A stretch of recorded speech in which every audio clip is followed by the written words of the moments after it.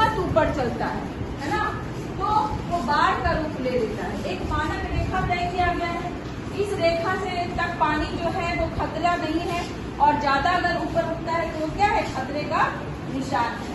और उससे बचने के लिए हम लोग तरह तरह का कार्य जो है वो करते हैं। पहले हम लोग जानेंगे जो आज का हमारा टॉपिक है कि बाढ़ से बचने के लिए क्या करें। तो सबसे पहले बाढ़ से बचने के लिए आवश्यक वस्तु, जैसा कि अमित सर ने बताया, जयनाथ सर ने बताया है कि आवश्यक वस्तु जैसे रस्सी, माचिस, है ना, कुछ सूखा अनाज, दवाइयाँ, जरूरी चीजें जैसे पहचान पत्र वगैरह जो होता है उसे हम वाटर प्रूफ या पॉलीथीन में, क्योंकि हमारे पास ग्रामीण क्षेत्र में वाटर प्रूफ लोग नहीं समझते हैं, तो हम लोग क्या करेंगे, पॉलीथीन में उसको बांध कर रखेंगे जिससे पानी जो है उसमें ना जाए। ये सारी चीजें हो गई।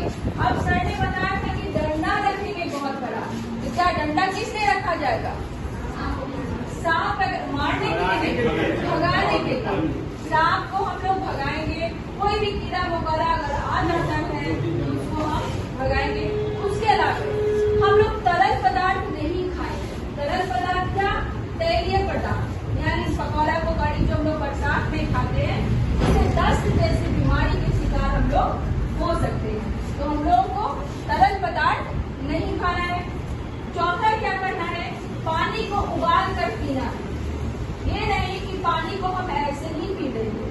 अगर आप उबालने में सक्षम नहीं है तो हैलोजन की गोली मिलती है, ठीक है, उसे पानी में डालकर तब हम पिएंगे, क्योंकि उससे बहुत सारे लवण जो है हमारे शरीर को मिलते हैं।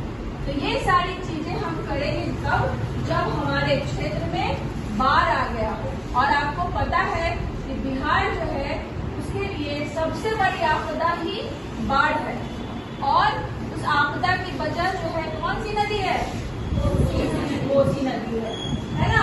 कोसी नदी को बोला गया ये बिहार का शोक है। प्रत्येक साल हम देखते हैं कि बहुत सारे लोग बाढ़ में क्षतिग्रस्त हो जाते हैं, उनके मकान टूट जाते हैं, आर्थिक नुकसान होता है, बहुत सारी चीजें होती है ना।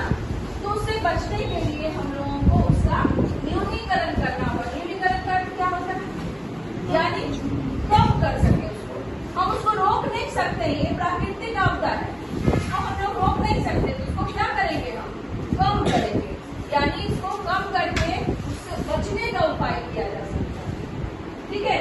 अब है यहाँ पे ध्यान ना करें, कभी कभी आप लोग देखते हैं कि जब बहुत ज्यादा पानी जमा हो जाता है तो बच्चे उसमें मनोरंजन करने लगते हैं, तो वो काम हमको नहीं करना है ना। एक दूसरे को देखते हैं खेल खेल में नदी में धकेल देते हैं, तो उसी तरह से पानी में धकेल दे, ये चीज नहीं करना है।